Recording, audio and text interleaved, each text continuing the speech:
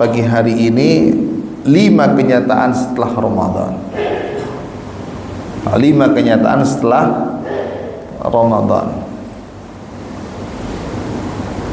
Ketika saya sampaikan nanti 5 kenyataan setelah Ramadan, mudah-mudahan kita bisa semangat lagi, ya, agar tidak nanti kita termasuk ke 5 kenyataan ini yang dialami oleh saudara-saudara kita pasca Ramadan. Ada sebuah perkataan yang disampaikan oleh Ibnu Rajab Al-Hambali, disampaikan juga oleh Ibnu Katsir ketika beliau menafsirkan surat Al-Lail, dan disampaikan juga oleh ulama yang lainnya. Mereka berkata,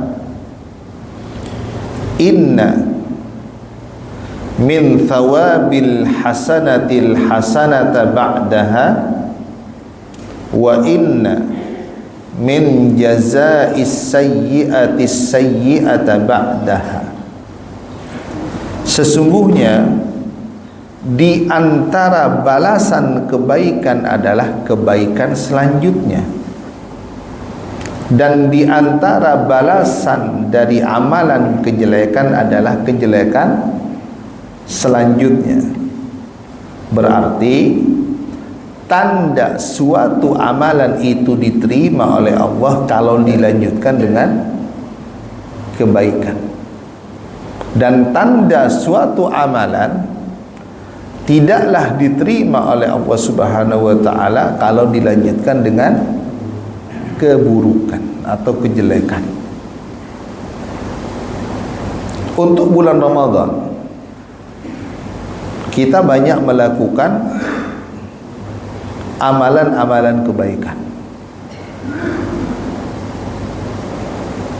Kan begitu, Pak? Kita di bulan Ramadan luar biasa kita semangatnya melakukan amalan kebaikan. Dan bahkan ya, kita banyak melakukan ibadah-ibadah yang banyak di bulan Ramadan. Ya, kita puasa, kita membaca Al-Quran, kita sholat malam, kita beriktikaf di masjid, kita banyak sedekah.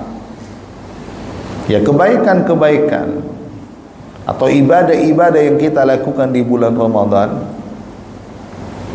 kita lakukan tidak di luar bulan Ramadan? Kita lestarikan enggak kebiasaan-kebiasaan yang baik di bulan Ramadan, kita lakukan kembali di luar bulan Ramadan?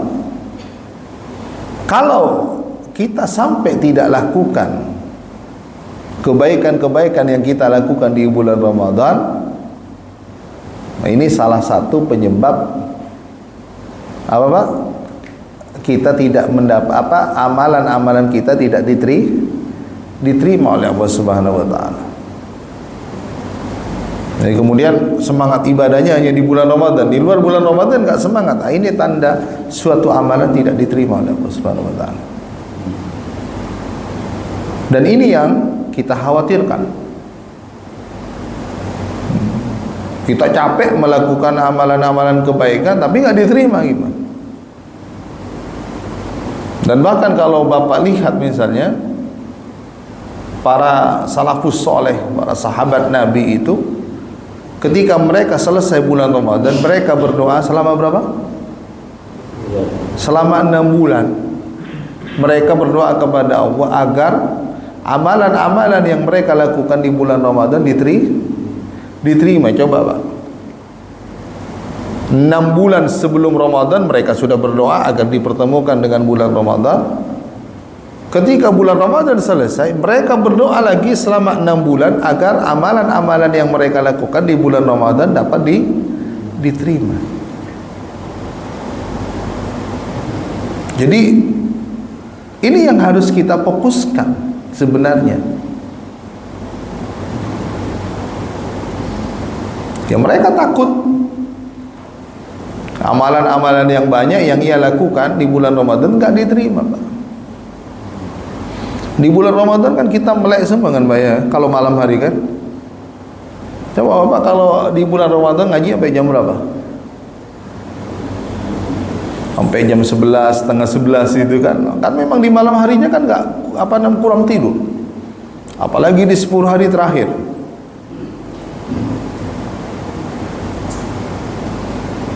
Kan sayang setelah Ramadan justru nggak diterima. Maka agar diterima itu ya lanjutkan dengan kebaikan kembali. Amalan-amalan yang kita lakukan kembali. Pada kesempatan pagi ini ada 5 kenyataan yang dialami oleh sebagian umat Islam pasca Ramadan. Yang pertama adalah malas mengerjakan sholat berjamaah ke masjid. Di bulan Ramadan luar biasa. Coba Bapak lihat di bulan Ramadan, yang sholat berjamaah ke masjid banyak atau sedikit? Banyak. Di mana-mana itu masjid full. Karena bulan Ramadan. Orang yang nggak pernah ke masjid pun ke masjid. Coba kita lihat pasca Ramadan. Berbeda atau sama? Berbeda, Pak. Di tempat kami biasanya kalau sholat duhur itu bulan Ramadan itu full sampai ke belakang. Sekarang udah separuh, sampai ke tengah, separuhnya hilang. Kemana mereka? Apakah masih mudik? Atau masih liburan? Atau mereka sibuk kerja? Tapi di bulan Ramadan kan mereka bisa. Padahal menjaga sholat 5 waktu ini ya suatu kewajiban. Allah berfirman dalam Al-Quran, hafidhu ala salawati was salatil usta. Jagalah sholat 5 waktu dan sholat usta. Sholat usta itu ada yang mengatakan sholat asar, ada yang mengatakan sholat subuh. Pendapat yang kuat itu sholat asar. Dan bagi laki-laki hukumnya sholat 5 waktu itu, dan perempuan wajib. Dan untuk laki-laki dilakukan di masjid.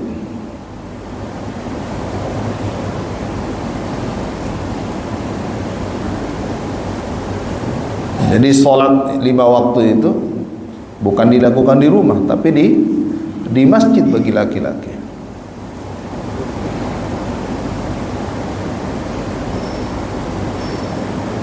Tapi kalau di kita itu kan dikembalikan lagi kepada hukumnya. Kalau hukumnya nggak wajib ya udah nggak sholat di masjid, kan begitu Pak. Di kita ini yang dilihat itu hukumnya. Kayak Jumatan full nggak? Kalau sholat Jumat full nggak? Full. Kenapa Pak? Karena wajib. Coba kalau sholat 5 waktu sudah muakkad, mendekati wajib, di bawahnya wajib, makanya nggak semangat.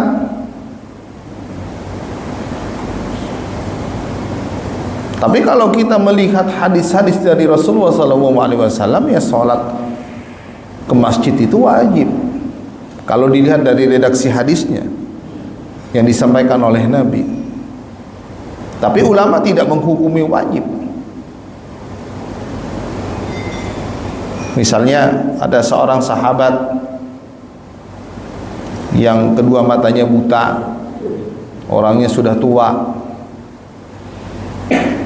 rumahnya jauh dari masjid, tidak ada yang menuntutnya pergi ke masjid, datang kepada Nabi minta rukhsah agar mengerjakan sholat di rumahnya, karena memang secara udzur memang diterima. Ya, kata Nabi, bolehlah kamu sholat di rumahnya. Kemudian setelah orang itu berpaling, hendak meninggalkan Nabi, Nabi berkata, "Atasma'un nida? Apakah kamu mendengar panggilan hayya 'alas shalah?" Sahabat ini yang tua, yang buta ini, yang jauh, yang rumahnya jauh dari masjid berkata, "Iya ya Rasulullah. Kalau begitu kamu wajib mendatangi masjid." Coba, tidak diberikan rukhsah oleh Nabi. Bagaimana dengan kita? Fisik kita sempurna misalnya, rumah kita tidak jauh dari masjid, kalaupun jauh kita punya motor, kita punya mobil, kita punya sepeda,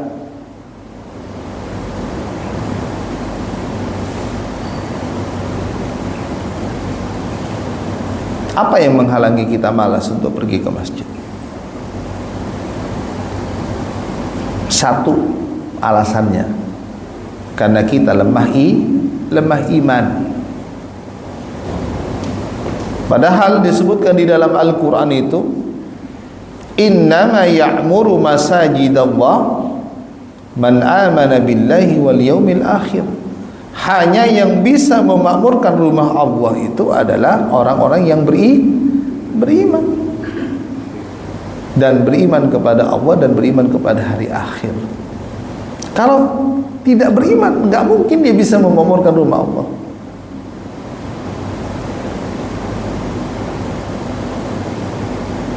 Coba Bapak tidak memiliki keimanan, enggak mungkin bisa memakmurkan rumah Allah.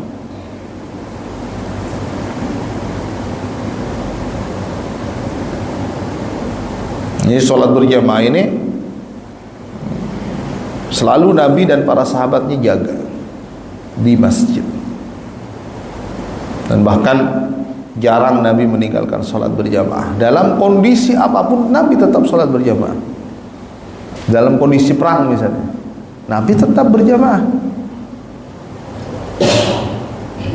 Dalam kondisi bahaya pun Nabi tetap sholat berjamaah. Kondisi perang itu kan kondisi bahaya, Pak.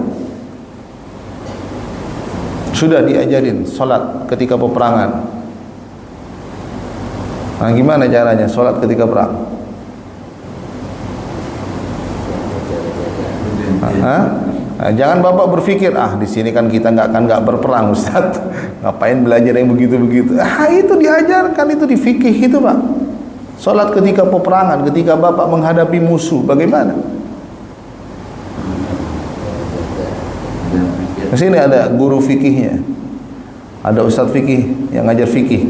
Itu minta, tanya, Ustaz bagaimana cara sholat ketika menghadapi musuh?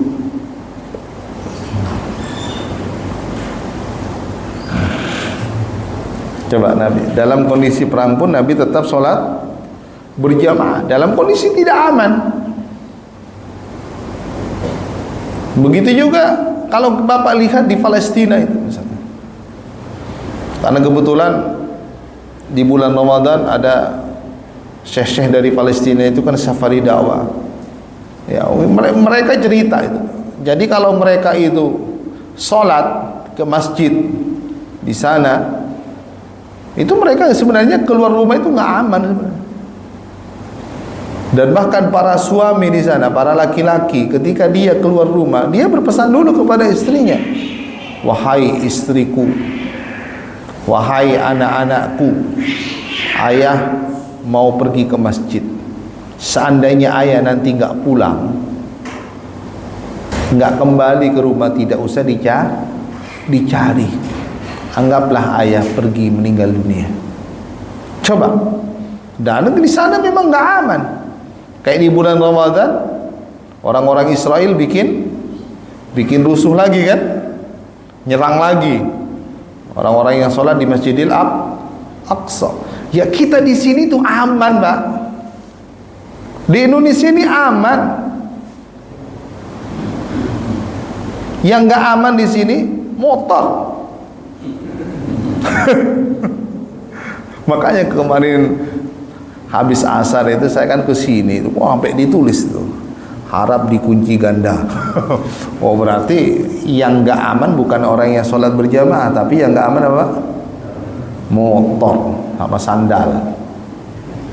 Benar nggak aman, Pak? Banyak kehilangan udah. Hah? Pernah ada bapak inilah, panggil security aja, kerjasama, biar orang itu sholat ke masjid juga nggak was-was, Pak. Kalau sudah sampai ditulis begitu kan, orang dari luar juga kan kalau mau ke masjid juga was-was. Ya sebaiknya pandang kerjasama dengan security. Hah? Ya nggak jaminan juga, Pak. Kalau udah pernah hilang, Pak, ketika sholat kan, jadi justru sholatnya juga nggak khusyuk. Aduh, kayaknya ada tulisan tadi nggak aman nih, nggak khusyuk. Kerjasama aja dengan security, dengan RW. Tolong nanti waktu sholat aja ini ya, standby di masjid ya, 2 orang ya, 1 di sini, 1 di sini. Jadi enak, nggak usah dipasang itu. Justru dipasang itu orang dari luar justru malas sholatnya. Oh, nggak aman, nggak dikelasin. Nggak jadi parkir, Pak. Benar nggak, Pak? Ini usulan saya. Apalagi motornya yang bagus-bagus itu. Ya kalau mau aman ya nggak usah pakai motor, Pak, ke masjid jalan kaki. Hah? Ya pakai sandal yang jelek, Pak, swallow, Pak. Aman udah, ya kan? Ya makanya ya penting lah di masjid ini kalau bisa semuanya terjamin keamanannya, agar orang yang sholat juga ya enak, khusyuk dia. Apalagi misalnya ada security-nya, wah luar biasa dia, pasti kita tenang. Kalau di tempat kami itu, Pak, di Cibubur itu security-nya itu 6 orang, Pak. Jadi orang sholat itu motornya kontaknya taruh di situ, nggak mungkin hilang, Pak. Ya diambil sama security, nanti diingatin, Pak jangan taruh di sini, Pak, bawa aja kontaknya, Pak. Oh nggak, dikira kalian udah jaga kan. Ada security, Pak. Selama bulan Ramadan itu 4 orang masuk. Ini Pak Haji tahu sendiri. Sama Pak Agus security kami akrab, Pak, karena Pak Agus itu kalau ke sana itu merokok sama mereka. Di pos satpam. Jadi ada security, aman. Dan memang oleh kami disetting, Pak, tolong jaga keamanan, jangan sampai ada yang kehilangan sandal atau motor atau apapun. Tolong dipantau di CCTV. Jadi orang yang sholat pun enak, Pak, nggak was-was dia. Makanya tadi kemarin tuh waktu saya parkir di depan masjid ini sama istri, pas mau ke kamar mandi, istri saya bilang, ayah kalau ke masjid Al-Ikhlas nggak usah bawa motor. Waduh. Ya saya kalau hari Rabu itu pekan terakhir ini harus bawa motor. Kan maghribnya ngimamin di Manzilatul, habis maghrib saya kesini ngajar bapak-bapak tafsir, nanti isyanya juga harus balik. Kalau jalan kaki bisa kurus nih. Waktunya juga nggak cukup kan begitu, Pak, ya kan? Harus bawa motor. Ya di mana orang tulisannya 2 lagi, kata istri saya. 2 kan? Benar 2, Pak, ya? Ah, dia tulis 2. Nanggung masang spanduk aja sekalian. Jadi tolong, Pak, ini harus dikerjasamakan dengan pihak RW dan security, Pak. Minta kepada mereka waktu sholat tolong dibantu lah. Ya, ada di sini Pak RW-nya. Nah, kalau ada saya yang bicara, saya bicara, Pak. Ya kalau masjid pun misalnya harus mengeluarkan uang untuk tambahan kepada mereka security, nggak ada masalah, Pak. Anggaplah kasih 50.000 sebulan, tapi waktu-waktu sholat mereka ya standby. Ini usulan saya. Ya kalau di kita ini ya nggak seperti mereka saudara-saudara kita di Palestina, Pak, yang mereka memang sholat itu memang nggak aman sampai sekarang, karena suara-suara tembakan itu tiba-tiba muncul bom. Karena orang-orang Israel ini punya ambisi yang besar, ingin merebut Palestina. Apalagi warga Palestina ini nggak mau hijrah, tetap mempertahankan tanah mereka. Dan mereka di sana itu sudah tidak takut lagi masalah kematian. Mau mati mau udah nggak takut. Makanya mereka itu, para laki-laki di situ, setiap pergi ke masjid sudah dianggap biasa. Di depannya orang-orang Israel bawa tembak itu mereka udah biasa, nggak takut. Coba misalnya kalau posisi ya, mereka itu ada di kita, coba mungkin kita nggak pergi ke masjid. Orang polisinya, orang tentaranya Israel itu masuk ke dalam masjid, Pak. Yang melawan ditembak sama mereka. Kita aman ini, Pak. Aman.